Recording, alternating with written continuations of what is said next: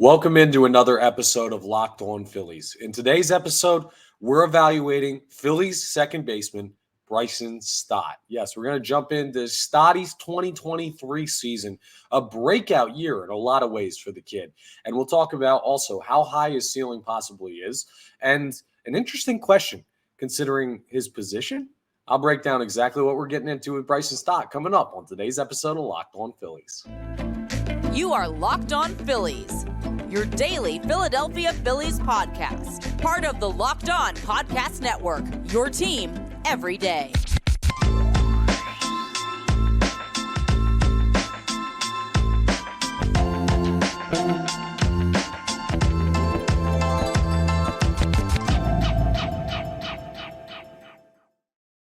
Yes, this is Locked On Phillies. I'm your host, Connor Thomas. Thank you so much for checking us out. Appreciate it. We're part of the Locked On Podcast Network, your team every day. Please make sure you're rating, reviewing, subscribing to the YouTube, all that great stuff. It really helps us out here on Locked On Phillies. It gets you notifications when new episodes are posted. It's really quick to subscribe. It costs you no money. It costs you like 2 seconds worth of your time. I would really appreciate it if you did. Today's episode is brought to you by FanDuel. Make every moment more. Right now, new customers get $150 in bonus bets with any winning $5 moneyline bet. That's $150 if your team wins. Visit FanDuel.com/lockedon to get started. Now, you're going to have to bear with me. You can hear like my voice is a little bit shoddy today. I'm fighting off a cold right now. It's just one of those kind of change in temperature things. Starting to get cold up here in the Northeast in Philadelphia. So, yeah, voice ain't 100%, but we're going to soldier through because you guys wanted me to evaluate Bryson Stott, or rather, Omar Ibar commented Stott like 6 times. So it was the first one I saw. I know there were other comments for other players. We're going to get to everybody, I promise. But Stott was the first one I saw. I didn't see multiple votes for any players in the comments as of the time I'm recording this. So we're going with Bryson Stott. And squeaky wheel gets the grease sometime. And yeah, I saw like 6 comments from the same account saying Bryson Stott, Bryson Stott, Bryson Stott. So here you have it. The evaluation of Bryson Stott's 2023 season. Now, starting with just an overview, I thought there were huge strides made by Bryson Stott in 2023. Remember, his rookie season last year in 2022, he was the first ever in franchise history, first-round draft pick by the team to start a season on the opening day roster. Like, that was, well, no, not like that. To start his first season on the opening day roster on day one. Other first-round picks in the history of the Phillies have been called up throughout the year, everything like that. And you might add like a second or a third-round pick that started this season on the team in this first year up. But Bryson Stott was the first ever first-round pick to do that. So he's had high expectations since he came up. And being that he is Bryce Harper's friend, so hard to think about those names together because they're so similar. Bryce Harper's friend, like, you know that you had the expectations like, oh, okay, he's learned from Bryce Harper. This kid's going to be great. And last year he got sent down at one point and he had some struggles, but you could tell that the approach was there. Like, I thought last year, I definitely tweeted this out at some point in the 2022 season where I said at some point Bryson Stott will be the leadoff hitter for the Philadelphia Phillies for a season or more.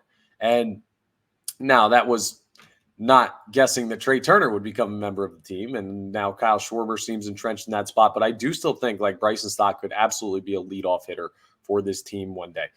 His poise in the box, it's existed since he came up. Now he'll lose the approach every once in a while. And the consistency with the actual hitting of the baseball still needs to improve a little bit more until he's like a top level player. But the approach by Bryson Stott is the number one thing that's most impressive to me through his first 2 years at the major league level. Like, he just sees the ball so well. He puts together such good at-bats. He has an incredible two-strike approach. He was one of, if not the best, I'm not sure exactly where it finished, but he was like right up there with the best two-strike hitters in all of baseball in 2023. So getting into deep counts doesn't bother him at all. And that's great to see for a still young kid. I mean, you look at this kid's age. He's 26. I know that might not seem as young as like Rojas is 23, who we talked about yesterday, Yohan Rojas. But still, 26 is young in baseball years. You still have 6 years until you're really, I mean, in your prime or near the back end of your prime, especially for a guy who plays second base. Not a lot of wear and tear from that position. You could play for a long time there. We saw Chase Utley play till he was like 50 and had white hair. So hopefully Bryson Stott's with the Phillies for a long time. But the point is, for a young player who only just finished his second year up in the majors and his first full year without getting sent down, it was absolutely a revelation at the plate how good his approach was. Not to mention the defense was insanely good. He's a Gold Glove finalist for second base in the National League for the 2023 season. Like, that's such a huge step for him. I just want to look at the numbers and the difference between this year's numbers and last year's numbers when it comes to Bryson Stott. So last year, he had 427 at-bats. This year, 585. So obviously a little bit bigger of a sample size. But let's just look at the big numbers, the slash numbers. Batting average last year. Bryson Stott batted 234 in his rookie year. This year, 280. Oh, my goodness. What a jump. That's a jump of 46 points on the batting average. OBP, 295 in 2022, 329 in 2023. Like, it's beautiful. Slugging went up, 358 to 419. OPS went up, 653 to 747. OPS plus, he logged 85 last year, 104 this year. I mean, it's just a significantly better year offensively from Bryson Stott. Now, the strikeouts, 89 last year, 100 this year. I don't like seeing a guy without a lot of power be a 100 strikeout guy, but at the same time, I mean, he'll get there, still a young player. He had 31 stolen bases, really good on the base pass, only caught stealing 3 times, so you'll take that. 62 RBIs, 15 home runs. I mean, as a second baseman, you'll take those numbers from veterans, and you're getting that from a guy who's in his second year at the major league level. If he develops a little more pop, maybe gets to a 20 home run a year guy, this lineup becomes even more dangerous. And if he's going to hit right around 300, I mean, that's an exceptional player. That's an all-star caliber player. There are people who felt that Bryson Stott should have had all-star consideration this year. And I'm not sure where he finished in the voting. Obviously not an all-star, but he was definitely in the conversation for second base. Now, at least Luis Arraez really took over at second base in the National League by hitting nearly 400 up to the all-star break. So it's hard to put him in over that. But on a normal year where a guy's not hitting like Ted Williams, Stott garners a lot more attention. And he really was one of the breakout stars in Major League Baseball this year. So you'll love to see that. And the defense just took another step. We knew that he was going to be a solid defender at the Major League level, but no one, I don't think, was looking at him as like plus defensive second baseman. And he's turned into that. At least he was that this year. If he can continue to up his defense at the Major League level, this guy can be a Gold Glove second baseman for a long time coming. Could potentially like hit 300. I mean, there's a lot that this kid does well. He's just a very solid, good young baseball player who should be a part of this organization for a long time. You can win championships with players like Bryson Stott. And the season he put together this year, yeah, there were points where he lost his approach here and there. He did in the postseason. He was a little bit lost at points in the postseason. And that's like it's a step for a young player. He's still continuing to get to that point where he's settled in at the Major League level. But as he looks back on his 2023 season, as we look back on it and doing this podcast, there's very little to be upset about when it comes to Bryson Stott. He's durable. He hits lefties and righties. I mean, I know Rob Thompson had points, a lot of points throughout the season where he wouldn't hit Stott against lefties. And the whole fan base was like, dude, check his splits. He's better against lefties. I don't know if that was rest. I don't know if it was getting other guys at bats. Like, I don't know what the thought process behind that was by Rob Thompson. He says he's going to reevaluate the way he handles the lineup. We'll see if that's part of the reevaluation. But either way, you should see Stott play more innings this next year. You should see him have an even more consistent approach at the plate. Maybe another step defensively. Maybe a little bit more pop. Like, there's a lot to build on.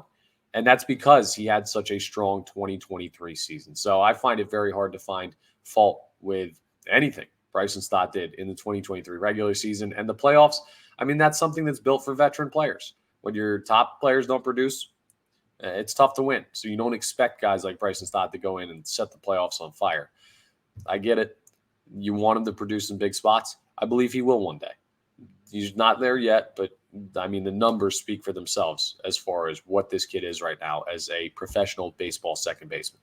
He's a damn good one. Coming up, though, we're going to project out a little bit. We're going to talk about his ceiling. We know how good he is. Now, how good can he be? We're going to get into that as we continue today's episode of Locked On Phillies. First, though, I want to tell you about my friends over at FanDuel, okay? Score early this NFL season with FanDuel, America's number one sportsbook. Isn't it always great when your team scores early? Well, you can score early on FanDuel. Right now, new customers get $150 in bonus bets with any winning $5 money line bet. So this weekend, you got Philly, you got Dallas, one of the biggest rivalries in the NFL. You know who I would bet on. I'm betting on the Birds Maybe you want to bet on the boys if you're listening to this down in Texas. Who knows how you want to bet? But either way, you bet $5 on the money line. The team you pick wins. You get $150 in bonus bets. It's so easy. If you've been thinking about joining FanDuel, there's no better time to get in on the action than this moment right now. And plus, the app's super easy to use. There's a wide range of betting options. You can bet parlays. You can bet player props. You can bet spread. You can bet money line. You can bet futures. You can do live bets. All this stuff. There's so much in there FanDuel has available for you to bet. You'll never run out of things to wager on. So visit FanDuel.com/lockedon and get this NFL season really rolling. FanDuel, official partner of the NFL. All right, let's talk about Bryson Stott's ceiling. So this past year, again, I'll run through his numbers. So he ended up with 164 hits, 32 doubles, 2 triples, 15 homers, 62 RBIs, 31 stolen bases, 100 strikeouts, 280 batting average, 329 OBP, 419 slugging, so slashing 280, 329, 419 with a 747 OPS. That's really solid output by a guy in his second year at the major league level. So what could his ceiling be for some of these big numbers? Let's take a look at it. Batting average, his ceiling is absolutely above 300. This kid is going to, mark my words, he's going to, at one point in his career, hit over 300 in a major league season. I don't know how many times he'll do it. He could do it multiple times, but I'm telling you, his ceiling is above the mark of 300.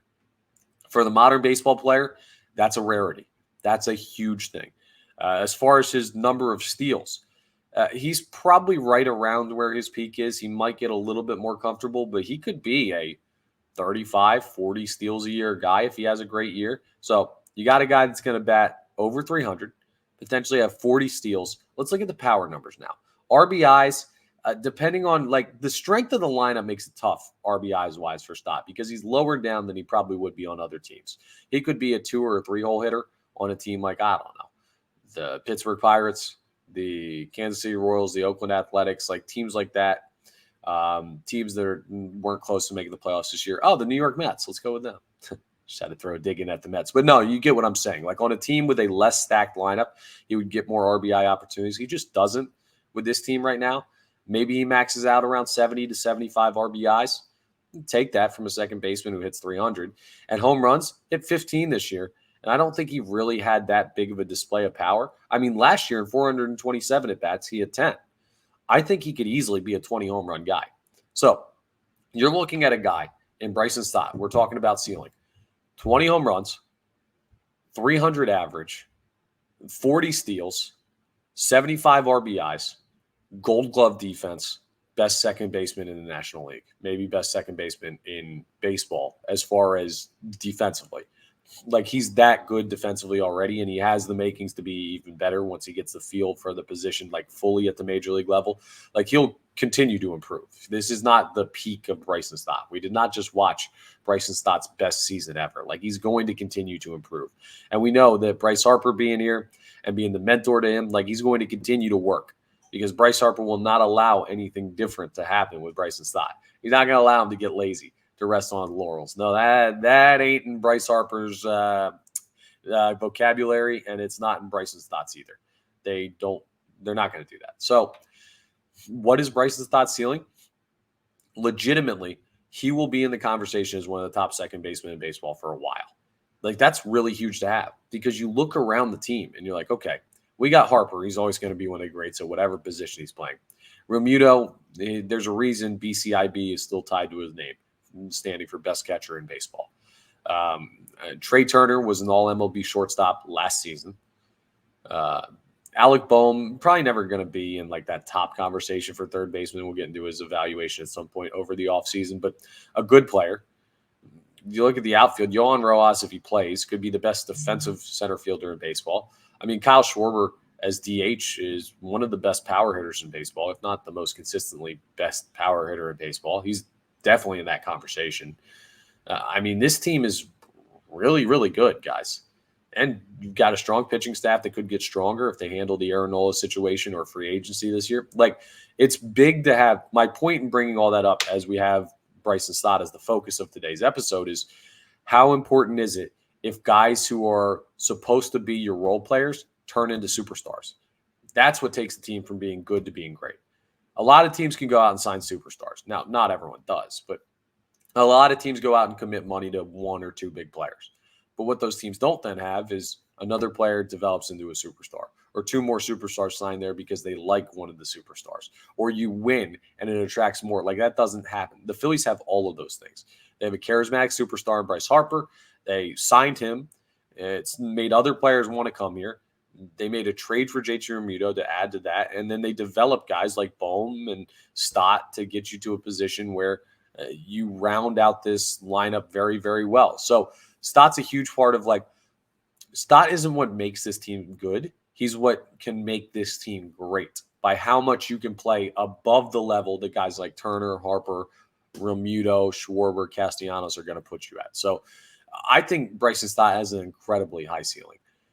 I don't think he'll ever be in the conversation with Bryce Harper or Trey Turner. I think he could be in that type of Nick Castellanos sphere of player where it's like, okay, he's a multi-time all-star. He's a guy whose name you recognize. He's a star in the game. He's able to contribute to a very, very, very good team. I think that's probably where his ceiling's at. I know it's not a perfect comparison because you're not looking at, like, where they are positionally, but, like, I don't know that I could see Bryson Stott turning into Chase Utley. I don't know that he has the power for that, but I could definitely see him being a very, very solid multi-time all-star, Gold Glove winning second baseman for this team. And that's still darn good. Like, is Bryson Stott, we're really projecting out here, but this is a fun question. How high is his ceiling? Is Bryson Stott a Hall of Famer one day? I don't think so. But is Bryson Stott a Phillies Wall of Famer one day? That's a possibility. Like, he's kind of in that zone of, like, he'll be a top player at the position, but not a top player in the league, if that makes sense. So that's just how I feel about Bryson Stott's ceiling. Maybe you agree, maybe you disagree. And still, like, I'm not trying to bring the kid down at all. I know I'm saying a couple of things that I don't think he's capable of doing. I do think he has and I think he could crush my expectations too. Like, there's something special about this kid. He's had that feeling about him since he's come up. It's very Bryce Harper-esque. Maybe it's something in the water out there in Las Vegas where these guys are from, but listen, they grow up around show business. They know how to put on a show. They know how to give you a feeling of, like, wow, this guy is exciting and entertaining, and that's what Bryson Stott is. He's an exciting, entertaining, fundamentally sound baseball player that creates results for a very good team.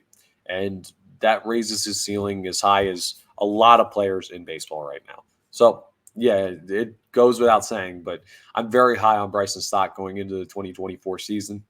And I think he had a great 2023 season. But coming up as we wrap up, there's an interesting question that's been floating around out there.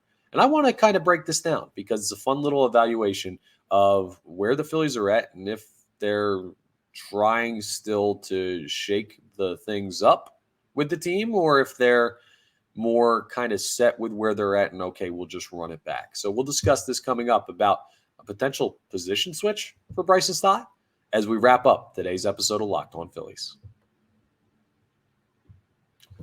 Okay, so here's what I'm talking about, right?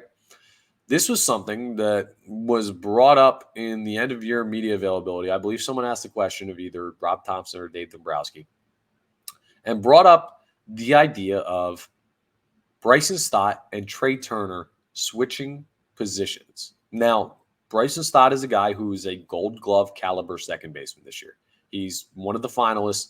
The awards, by the way, I looked it up. The final day or the announcement of it will be this Sunday, the 5th of November. So keep your eyes peeled this Sunday. They will announce the winners of the Gold Gloves for each position. And we'll see if Bryson Stott takes home the first of his young career. That would be awesome. I'd be stoked about that if you won Gold Glove. I think there's a couple other guys up. JT Realmuto's up. Taijuan Walker and Zach Wheeler are both up for pitcher. Trying to think if there's anybody else. No, I don't believe there's any others. I think those are the four guys up for Gold Gloves. So you'll hear about that on Sunday, November 5th, this coming Sunday.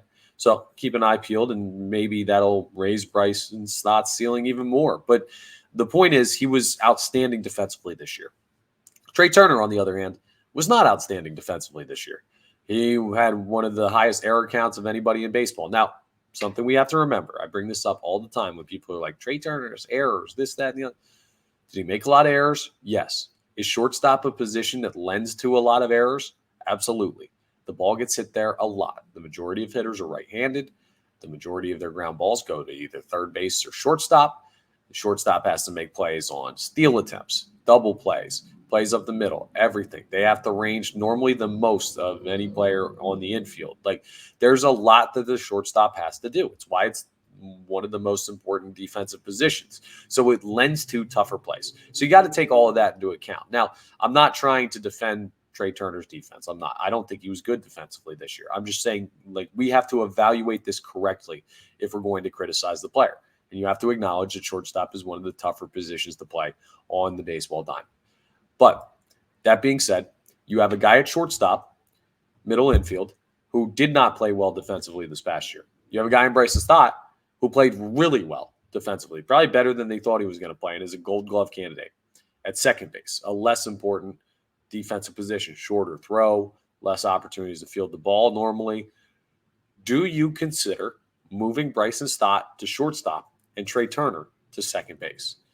I know it's a crazy thought because Trey Turner's always been a shortstop, and he was an all MLB shortstop. Like, he was on the all MLB team just a year ago. So it's like you're going to take the guy who was the best shortstop in baseball a year ago, and you're going to move him to second base because of one bad season.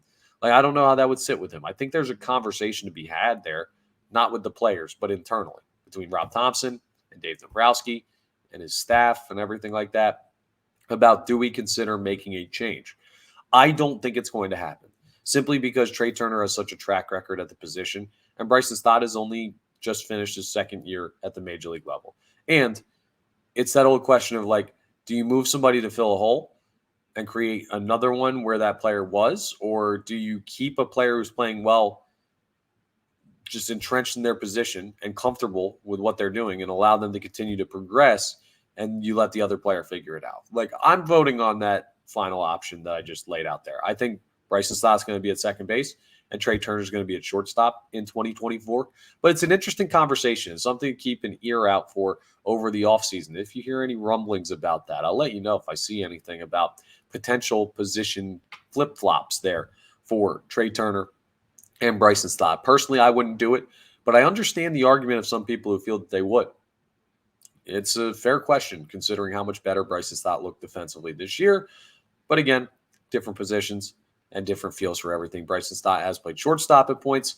Remember last year when Gene Segura went down, he flipped over there at points, and Edmundo Sosa played short or second or third. He played all over the place. So Stott's tried it before. I like him better at second base. I just thought it was an interesting thought, and one that holds a little water considering they're both middle infielders and one looks significantly better defensively than the other this past season. But there's your evaluation of Bryson Stott for 2023. I think he had an outstanding year. One of the most impressive years of any Philly, considering the expectations coming into the season. One of the breakout stars in all of Major League Baseball for young players. And now you get into a very interesting point, right? He avoided the sophomore slump. Instead, he had the sophomore surge. And you're looking at a situation where he can build on that going into 2024. Can he continue this progression? Because if so, he becomes a big, big part of this team's capable success in 2024. So we'll keep an eye out. But I hope Bryson Stott enjoys his offseason. He's earned a good one. He played outstanding this past year. That's all for today's episode of Locked On Phillies. Thank you very much for checking us out. Please make sure you're rating, reviewing, subscribing to the YouTube. All that great stuff. Button's going to pop up at the end of this video where you can subscribe. Please do so if you haven't done yet. It really helps us out here on Locked On Phillies, part of the Locked On Podcast Network, your team every day. And I'll talk to you next time. Oh, wait, I almost forgot. Let me know in the comments who you want evaluated next. I know there have been some people chiming in. I saw even some votes for Weston Wilson and Jake Cave. I mean, listen, if you guys want me to do it, I'll do it. I'll evaluate whoever when it comes to the guys that were on the playoff roster for this team. So feel free to throw that in. I don't think Weston Wilson would technically qualify. Maybe he would. I don't know if he was on the NLCS roster. I got to double check that. I know he didn't play. But anyway, we're going with the 26-man NLCS roster, and Rhys Hoskins is also available in there. Go ahead and let me know who you want me to evaluate next in the comments. And the one I see the most comments for is who I will do on Monday's episode. If there aren't multiple or if there's a tie, it's the one I see first. So I'll let you know coming up on Monday who we're evaluating next. But you go ahead and make your picks. And thanks for checking us out. We'll talk to you next time.